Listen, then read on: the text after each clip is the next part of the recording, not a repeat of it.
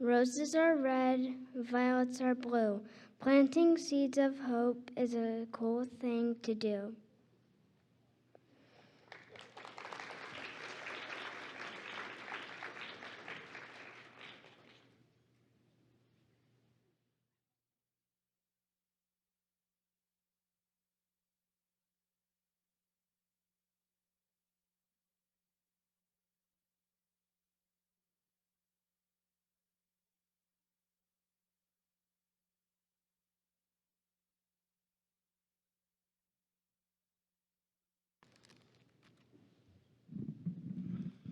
Well, thank you, Emily. You make my heart smile. I can't wait for all of you to hear from her big sister, Abby, a bit later here in the program. And good morning again.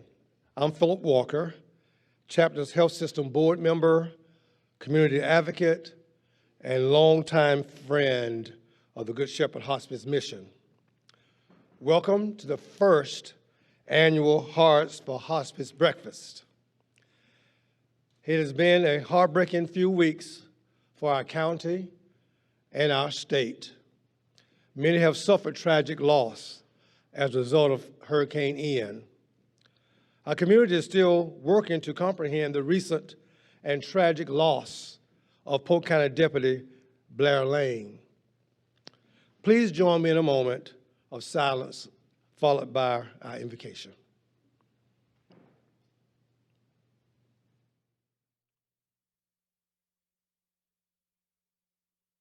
Dear Heavenly Father, we come to you today and ask for your blessing on this gathering and those sharing their stories today. As we remember so many who are struggling with so much loss and devastation, we pray you will provide comfort to those in need, strength to those serving selflessly, and peace to those in pain. And it's in your name we pray. Amen. Thank you for joining us today. Your presence is a true testament to what hospice means to each of you. It means a lot to me too. They cared for my former wife, many friends, and more recently, my dear sister. They cared for me and my entire family. After the death of my former wife, Jamesina, my oldest daughter, Janelle, a senior in high school at the time, received grief counseling through the Bethany Center. My youngest daughter, Jayla, received one-on-one counseling and attended Camp Braveheart. I'm not sure how I would have made it through, but because, of course, the support of Good Shepherd Hospice. In my many years as a servant leader, I have witnessed so much change, some good and some not so good. But regardless of the circumstances, there was always hope to be found. Hope is found when ordinary people do extraordinary things. Hundreds and hundreds of volunteers traveling thousands of miles, working countless hours to restore electricity from complete strangers. Neighbors risking their own safety, wading through waist-deep water for the sake of others. Hope restored through simple acts of kindness or heroism. So many suffering today, unfathomable loss and heartache. They will begin their journey of reviving and redefining hope, a light in the darkness.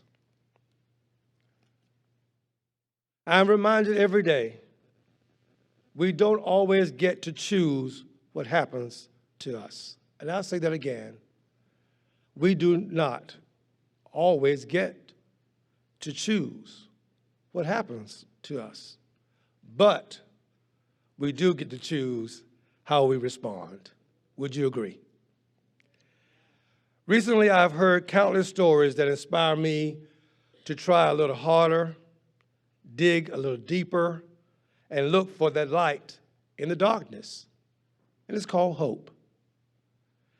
As I look out of all of you, I know each of you have stories of chances taken, hope found, and dreams created. Good Shepherd Hospice patients also have stories. Each story is unique, and yet they're similar too. Families changed forever by accidents, illness, and the very real struggles of grief and sadness as often follow. Thankfully, Good Shepherd Hospice is here to support others as they live their days through special moments, creating memories and finding peace, learning it is okay to smile, even laugh. Thankfully, the Bethany Center is here to teach grieving hearts that loss does not have to take away their hope. Again, loss does not have to take away their hope. Remind them, of course, the struggles they have are not alone, that they're not alone, and that every journey is worth sharing and can be an inspiration for others. So this morning, we're going to hear stories from some amazingly resilient people. But let's first take a minute to thank our wonderful event sponsors. Please hold your applause, of course, until we have recognized all of them. Our presenting sponsor, Watson Clinic LLC. Harvesting Happiness sponsor, Teresa Bray and India Atlantic Films. Let Love Grow sponsors, the Hall family, the McLaughlin family, Family Elder Law. In-kind sponsor, India Atlantic Films and Lowe's North Lakeland location. Thank you for your support and sponsorship. Of course, they're all important to us. And one last thank you to our wonderful table captains for inviting all of you. Thank you, table captains. Now, this part is very important. Listen carefully. Our hospice families are going to share their most heartfelt stories with you. As eager as they are to share their journey, you can imagine they are a little nervous too. Look at me. I get nervous every time I get in front of folk. Let's give them, of course, our full attention and support. Get ready to be inspired and encouraged.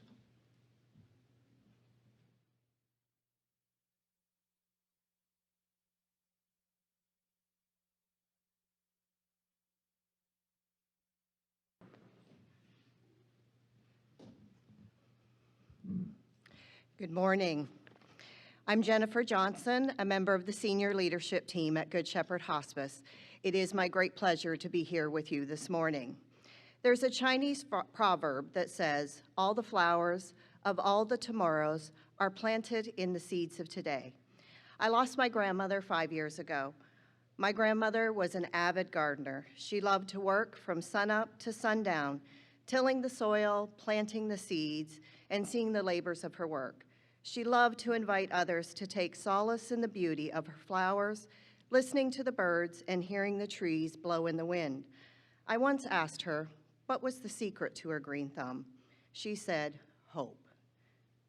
Every spring, she planted tiny seeds, hoping the ground was fertile, hoping for enough rain to nourish those seeds, hoping for sunshine and warm temperatures, and hoping for flowers to bloom.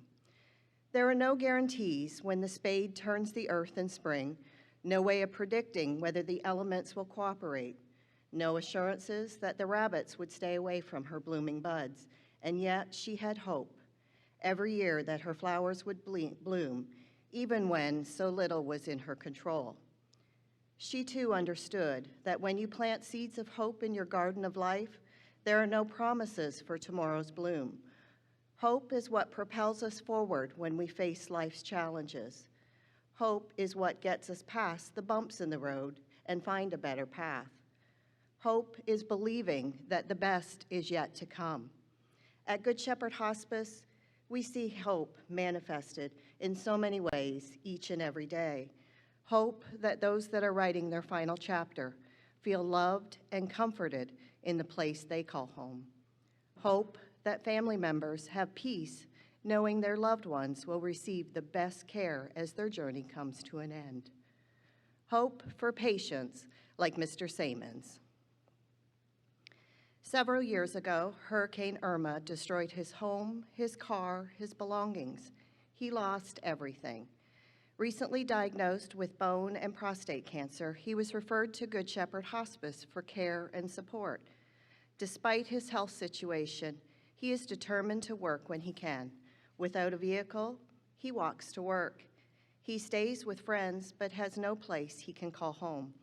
Once a week, you will find him on a bench in front of the local public store for his weekly visit with his Good Shepherd Hospice team members. Mr. Samons is a recipient of our charity care program at Good Shepherd Hospice. Last year, we were able to care for 175 patients without a payment source. That's a total cost to Good Shepherd Hospice of almost $1 million. 175 people. That's probably, if you look around, the number of people in this room today that had care because of hope. And that is hope in action. And end of life is not the end of our mission. Compassionate grief support is available to anyone in need, free of charge. When a mom becomes a widow, a single parent, and a sole provider, we provide year-round grief support for her children.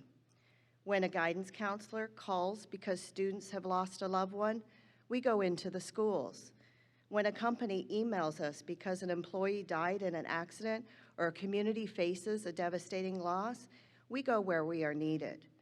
Close to 3,000 individuals have called upon us when they need to confront their grief. They are your friends, your coworkers, and your neighbors. And this July, we opened the doors to a new, improved Lakeland Bethany Center to help grieving children, teens, and their families. The cost to operate our Bethany Center in Lakeland and our additional 2 grief centers will exceed $350,000 this year. That's above and beyond the $1 million that we spend in charity care. While basic care may be partially covered through Medicare and private insurance, there is always a gap between what we are reimbursed and what our patients truly, really need and what you would want your loved ones to have. And many of our patients have no means to pay for hospice services, but we care for them anyway. Unfunded patient care will reach well over 200 patients this year, totaling $1 million. These are hardworking people who have lost their jobs due to their illness, people who are too young for Medicare and have no other financial means. They have no place to turn but to us. And we believe in helping the bereaved. We provide grief counseling and support free of charge. 3 Bethany centers for grieving children and a camp annually for 120 kids. Hundreds of one-on-one grief sessions and community support groups. While free to those in need, there is a cost to us, and we simply cannot do it without community support. I'm grateful to all of you. I'm proud of the work that you make possible, but there's so much more work to be done. A funding gap of $1.3 million remains. Husbands, wives, moms, dads, brothers and sisters, children and friends will call on us, and we will be there for them because you have always been there for us. I love the fact that when you remove a few letters from the word hospice, you will find the word hope. With you by our side, our patients are redefining what hope looks like. Our grief services are helping loved ones bloom new flowers in their garden of life. Thank you for helping us plant seeds of hope.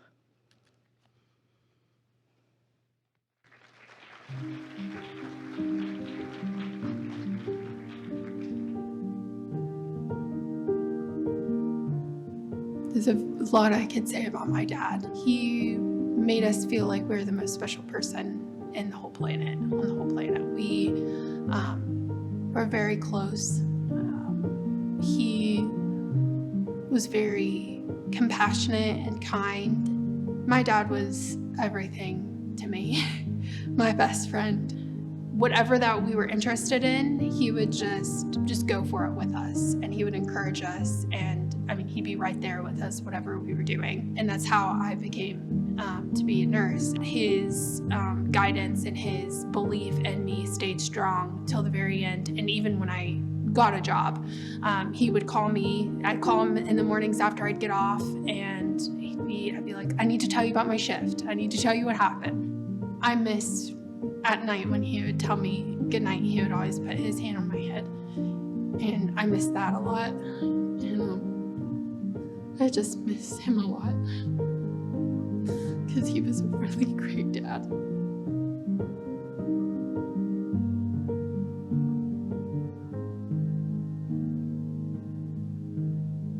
My name is Emily and I'm in 2nd grade. Me and my dad did a lot of fun things together. He was a really, really special man to me. I don't know why I had to lose him because I never really spent that much time with him. He used to look out for me, and ever since I was born, he was very, very happy to have me. Mom, she has been a really, really good person, and I never want to lose her. I've already lost my dad. If I lose her too, then my life might be over.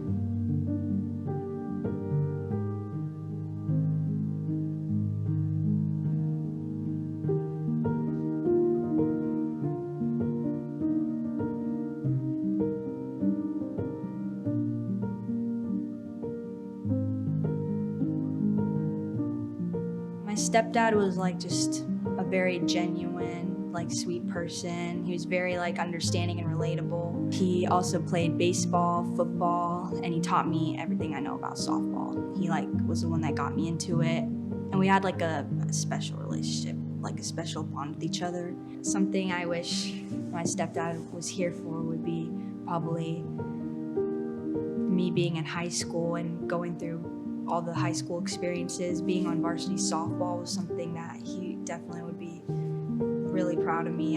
We would talk about that all the time when I was young, so I would play in high school, be on varsity. Something in the future that I wished he would be here for is me getting married and having kids, buying a house, just, all the normal life experiences at firsts that you have to go through.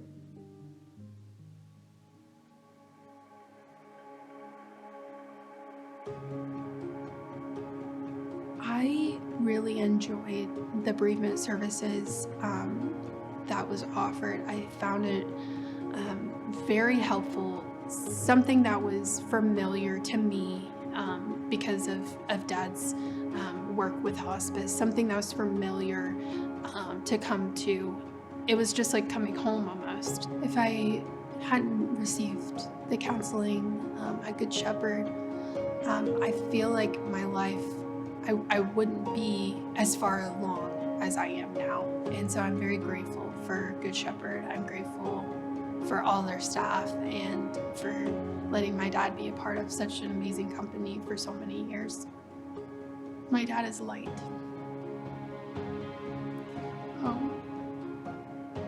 He is light. He was light. He'll always be light. His life will continue to light up people, places, hearts, and lives. And we'll make sure of that. This is my memory box. I made it at Camp Braveheart. It has a lot of memories of Dad. I always thought that I would have something to remember him with. And when I made this, I was so happy that I had something to remember him. I felt like a good person doing that. And I was sad at the same time because I just remembered all those times that we had fun together. I want other kids to know that their loved one is still with them. Even if you don't see him, you'll always see him in your heart. Going to Camp Braveheart, it kind of helped me and made me just kind of have a different perspective on like losing someone you love, and hearing other people talk about it kind of changed the way I think about it completely. Grief to me means, it means to me like you know that you truly loved that person that you lost, and that's why you're grieving so much. Something that he would probably tell me is that he's proud of me. I push myself really hard in softball just for him. I mean, not just for him, but especially hard, so because I know that he's watching. So I think that he would be proud of me. Through Dad, I'm going to impact people, his story, his life. I'm going to continue living it for both of us. And I think that's hope to me, is each other. Having the hope that I'm going to do this life because of you and because of the love and the life you lived. And I'm going to carry that one. And to me, that's hope to me.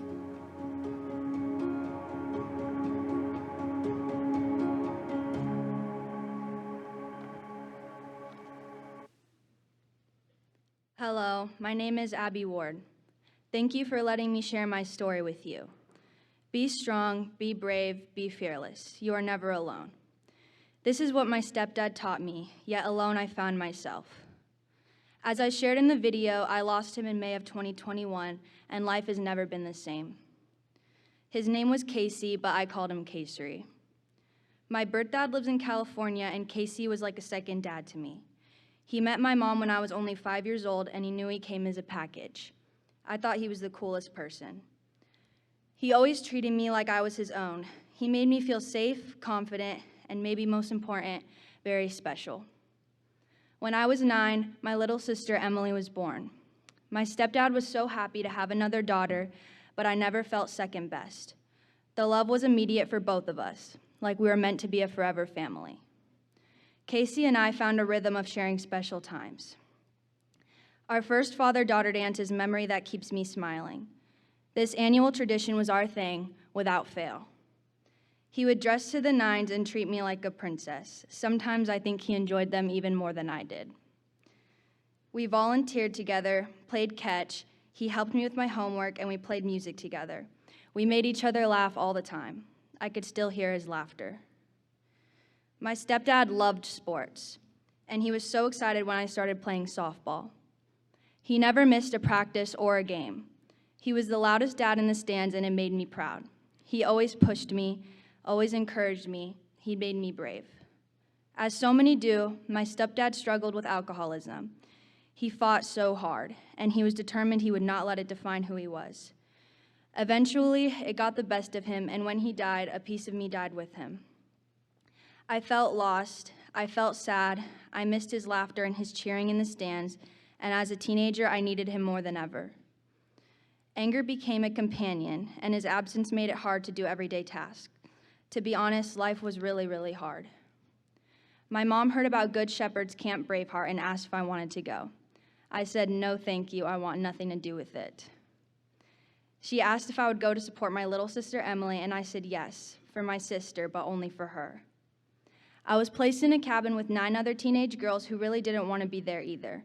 This is one thing that bonded us, but then I started to hear each of their stories, of losing a mom or dad, of losing the one they loved the most. They had emotions of anger, sadness, guilt, and fear. We all bonded by the hardest thing that happened to us. I found my weekend at Camp Braveheart to be a place to share, grow, and heal. I learned that I was not alone. I made new friends. I learned that it is okay to laugh again and be happy even after someone you love dies. I found hope again. I returned from camp completely changed. Now, my hard days don't last as long, and I'm filled with more joy. I've learned to honor Casey's good qualities, and that talking about Casey is a way to honor his life and his love for me. I talk to him now about what he's missing, of how I made that really hard catch to win the game, of how Emily is growing up so fast, of how his encouraging words are making me strong. Through my grief counseling, I've learned that even though he's not physically here, I can still feel his presence.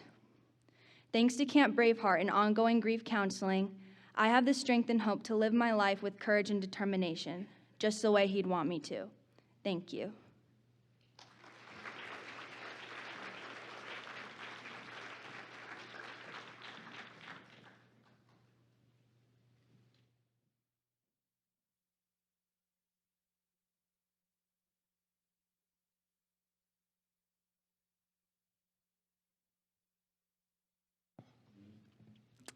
Hello, my name is Nancy Hale, and I am the mother of 4, homemaker, piano instructor, and like many of you, a survivor of loss. In 1992, I married Tony Hale. He was a handsome 26-year-old country boy. We were so aligned on what we wanted in marriage: to chase Jesus, raise a family, enjoy life, enjoy each other. So with passion, we went after these goals. When we moved to Florida, Tony decided that his next career move would be working for hospice. And my first response was, really? Death and dying every single day? Little did either of us know that he would not only be employed as an admissions coordinator, but we would eventually need their services. Tony was diagnosed with chronic lymphatic leukemia in early 2019. We were so encouraged, as he always did so well and didn't need any treatment. He didn't even miss a single day of work. And then the Delta variant of COVID hit Florida. The love of my life, my coffee buddy, the one I was supposed to retire with, slipped quietly into eternity, leaving me with 4 broken-hearted children. I didn't know when I hugged the love of my life on August 21st, 2021, that it would be the last. That's the funny thing about first and last. You never really see them coming. I will never forget our family's first Christmas without Tony, or our family's celebration of Tony's birthday without him. I found myself crying so hard, pouring my heart out to a waitress, of all things, at Ford's Garage. I will never forget my first birthday or our first Passover celebration without him. In the early days of grief, individual and family grief counseling saved us. My 13-year-old daughter actually looked forward to grief counseling, and my 18-year-old son found the Bethany Center to be one of the few places that he could have his anger validated. I also benefited from the wisdom of the grief group that was offered, and it helped me to know that we were not alone and that Good Shepherd was going to be here today, tomorrow, and really anytime we needed them. It was a relief to learn that we were not going crazy. This was just a crazy journey. Tony was one of the most stellar fathers I have ever known. His calm, dependable demeanor at work was the same patient, sweet attitude that we saw at home. He was a man of integrity, faith, service, and love. This is what makes missing him so incredibly hard. Sometimes the silence in our home and the silence in my heart is deafening. I am grateful for the free grief care that Good Shepherd provides to families like mine. I would have never chosen this journey, but as my daughter said in the video, we will continue living life for both of us, and we will carry on with hope. Thank you.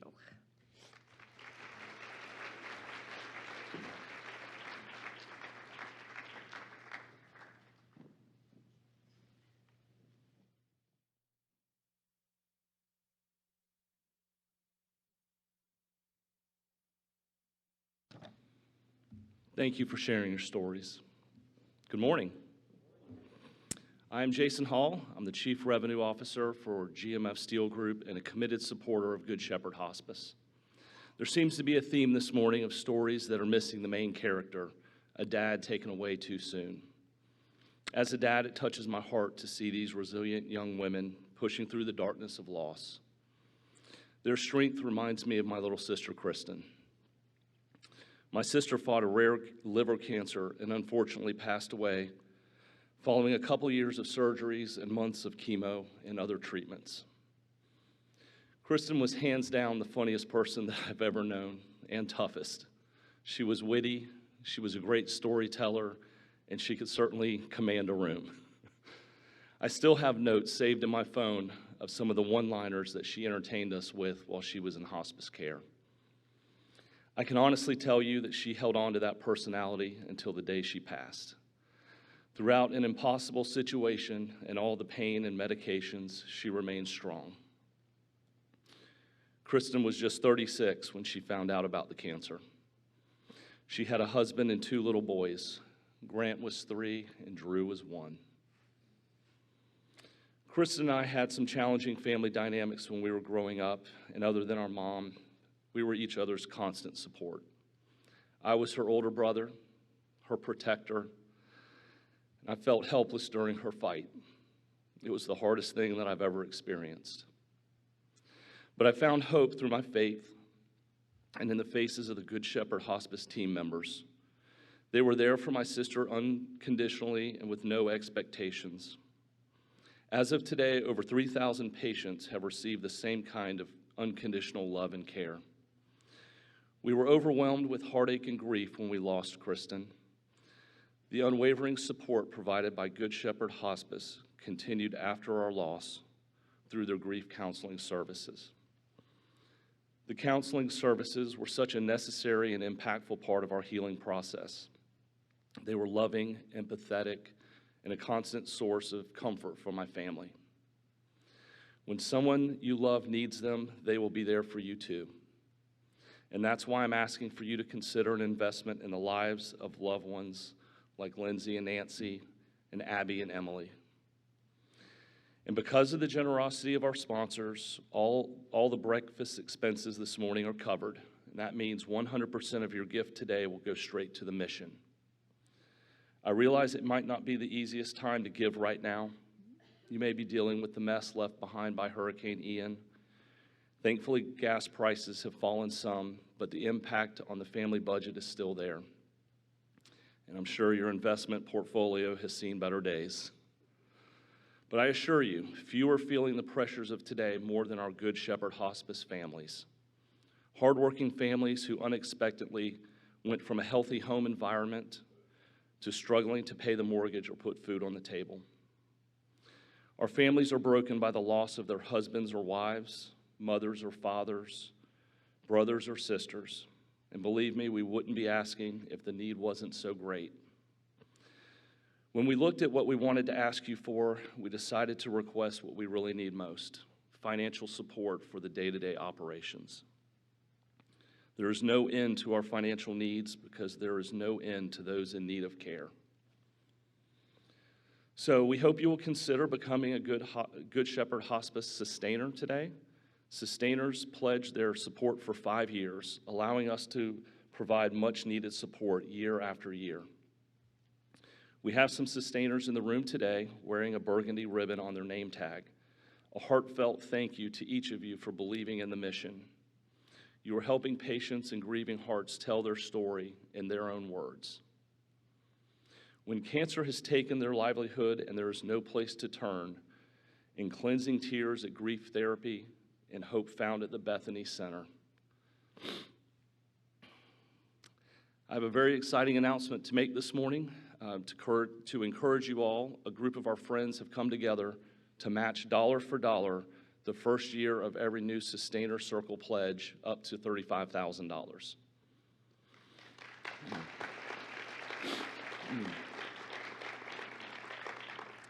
Thank you to the Norman Family Foundation, GMF Steel Group, Teresa Bray, Bill and Georgia Bull, Paula Kramer, Pete and Cindy Sternlicht, the McLaughlin family, Andrew and Amberly Molosky, and Dean and Beth Foreman.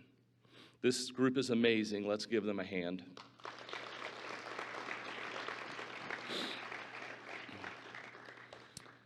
So if you choose to join us as a new Sustainer Circle member today, the first year of your pledge will be doubled up to $35,000.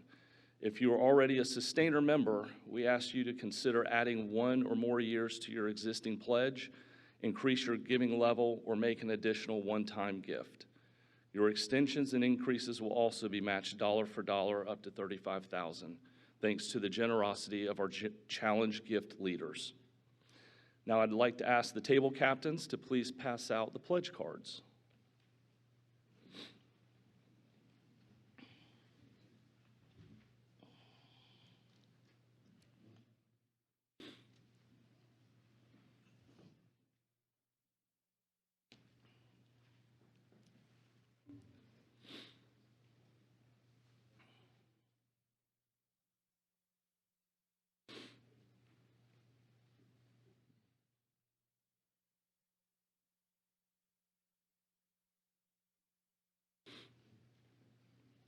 So let me walk you through the pledge cards. Starting at the top of the form, we have the Sustainer Circle. These gifts will go towards the greatest and most urgent needs. The first level, which we call Benefactor, is a pledge of $1,000 each year for 5 years. That's just $83 a month. On a daily basis, that's less than the price of a latte over a course of a month. But for that same $1,000, you can help 5 grieving children like Emily and Abby receive free counseling. And if you can give at this level, please check that box. Next, a gift at the advocate level is a pledge of $5,000 each year for 5 years. 10 children can discover hope and healing at Camp Braveheart each year for 5 years. Please check this box if you'd like to give at the advocate level. Now, some of you may be in a position to give more. We ask you to consider a gift of $10,000 each year for 5 years. We call this the champion level. This amazing gift can help support 66 patient days for anyone without resources to pay for hospice care. If you can make a gift at this level, please check that box. And remember, the first year of every new Sustainer Circle gift will be matched dollar for dollar, up to $35,000. If you are a current member of the Sustainer Circle, there's a special section on the pledge form where you may increase the amount of your existing pledge or extend the duration of your current pledge by a year or more. You could also choose to make an additional one-time gift or make a pledge payment. Remember, the gifts and extensions will also be matched. If you have just become a Sustainer, extended or increased your current Sustainer pledge, I sincerely thank you. Now, we know and respect that many of you may want to give a gift at a different level. The next line on the pledge card is just for you. Please let us know how much you'd like to give and for how long. And please know that every gift makes a difference in someone's life. And when you give, you are giving hope. I'll give you a few minutes to complete your forms.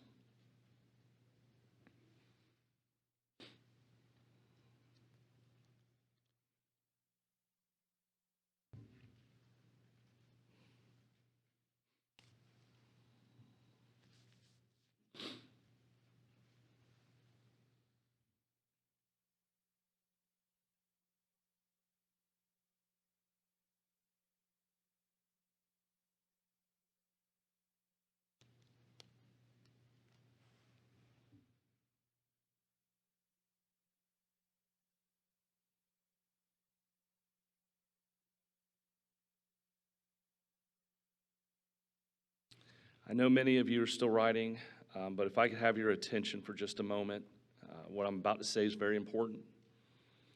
We sincerely thank each and every one of you on behalf of the patients and the families and the children that we serve. Every gift makes a difference in the life of a spouse and a child, a mom or dad, a sibling, as they face one of the most difficult times in their life. I'll give you a moment to finish the pledge forms, and then when you're done, please pass the envelope back, or pass your envelope back to your table captain.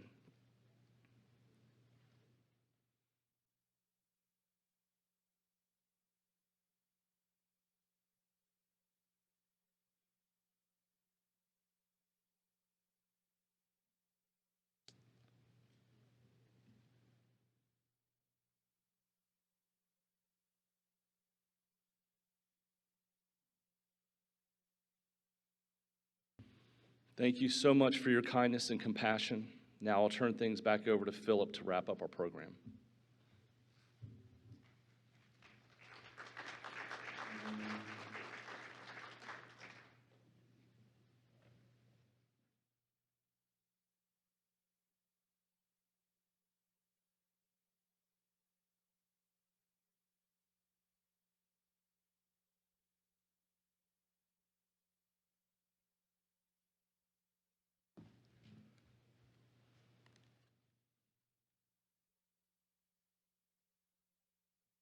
Well, thank you again, Jason.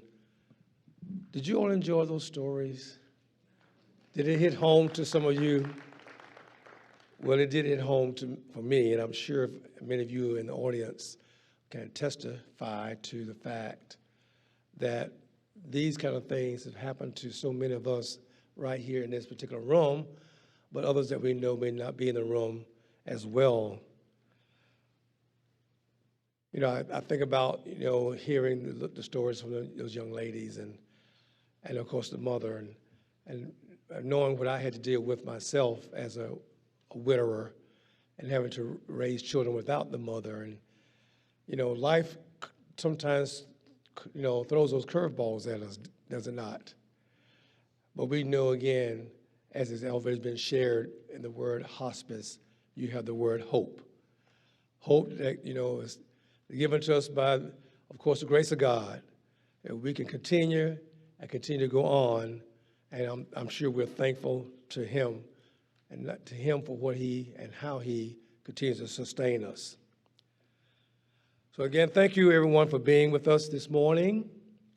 The stories you heard today are now part of your story. They're part of your story. Their testimonials remind us hope can be found. Hope can be found. Perhaps it's just around the corner. At the office today and at the dinner table tonight, I encourage you to share the story of the hope-inspiring work. Again, the hope-inspiring work of Good Shepherd Hospice. And remember, once you choose hope, anything is possible. But it's a choice. So once you choose hope, anything is possible. Have a great day, everybody, and thank you for coming this morning. I'm going to give you a round of applause. Thank you again. Good day.